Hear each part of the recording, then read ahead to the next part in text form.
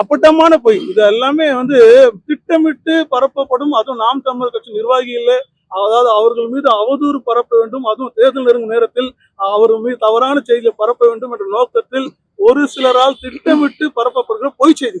எங்ககிட்ட எந்த விதமான பயமும் கிடையாது. ஏன்னா எங்களிடம் எந்த தவறும் கிடையாது.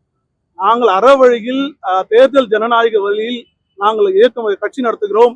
தேர்தல் தொடர்ந்து போட்டியிட்டு வருகிறோம். ஆகவே நாங்கள் எதற்கும் அஞ்ச மாட்டோம். தொடர்ந்து எங்களுடைய செந்தமிழ் சீமானவர் தலைமையில் எங்களுடைய அரசியல் பயணம் மிக எழுச்சியாக நடைபெறும். எந்த அடிப்படையில் அதனுடைய காரணங்கள், அதாவது ஓமலூர் வழக்கும் இவர்களுக்கும் எந்த விதமான தொடர்பும் கிடையாது. ஆனால் அவர்களுக்குரிய ஏதோ சந்தேகத்தின் அடிப்படையிலே இதை அவர்கள் அழைப்பானை கொடுத்திருக்கார்கள். நாங்கள் முழு ஒத்துழைப்பை தருவோம்.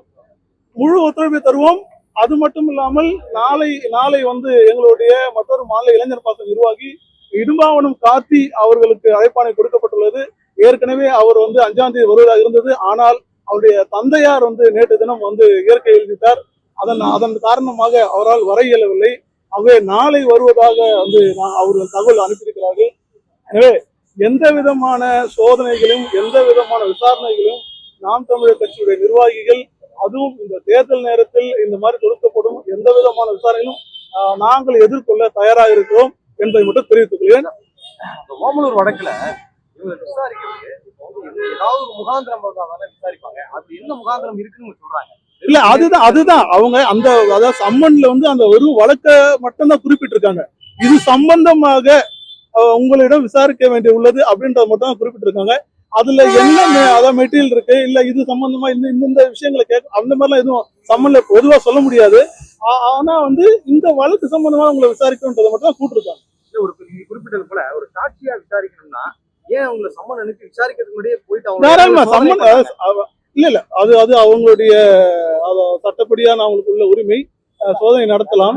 ஆனால் அவர்கள் இன்று கொடுக்கப்பட்டுள்ள சம்மன் என்னன்னா சாட்சிகளை விசாரிக்கக்கூடிய 160 தான் கொடுத்திருக்காங்க. ஆகவே எங்களுடைய அனுமானம் நோக்கம் இந்த வழக்கிலுடைய சாட்சியாகத்தான் அவர்கள் விசாரிக்கப்படுவார்கள். ஆகவே அதாவது சாட்சியோ இல்ல மத்த என்ன உள்நோக்கமோ எங்களுக்கு எதுவும் தெரியாது.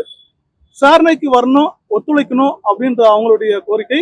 அதை ஏற்று சட்டப்படி அதுக்காக விசாரணை எதிர்கொள்ற எல்லா விதமான நடவடிக்கைகளும், சட்டப்பூர்வ நடவடிக்கைகளும் ஒத்துழைப்பு கொடுக்க வேண்டும் அடிப்படையில் நாங்கள் இந்த விசாரணைக்கு ஆஜராயிருக்கோம். ஆவணங்கள் கேட்டாங்களா?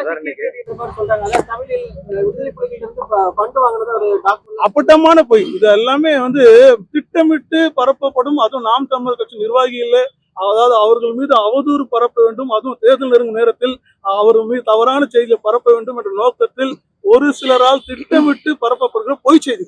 வேற ஏதாவது ஆவணங்களோட வந்திருக்காங்களா நிர்வாகிகள்? இல்ல, அவங்க என்ன ஆவணங்கள், ஏதாவது சப்போஸ் அவங்க இந்த ஆவணங்கள் உங்ககிட்ட இருக்கு, இந்த ஆவணங்கள்லாம் எங்களுக்கு தேவைப்படுதுன்னு சொன்னா அதையும் நாங்க தர தயாராக. எங்ககிட்ட எந்த விதமான பயமும் கிடையாது. ஏன்னா எங்களிடம் எந்த தவறும் கிடையாது.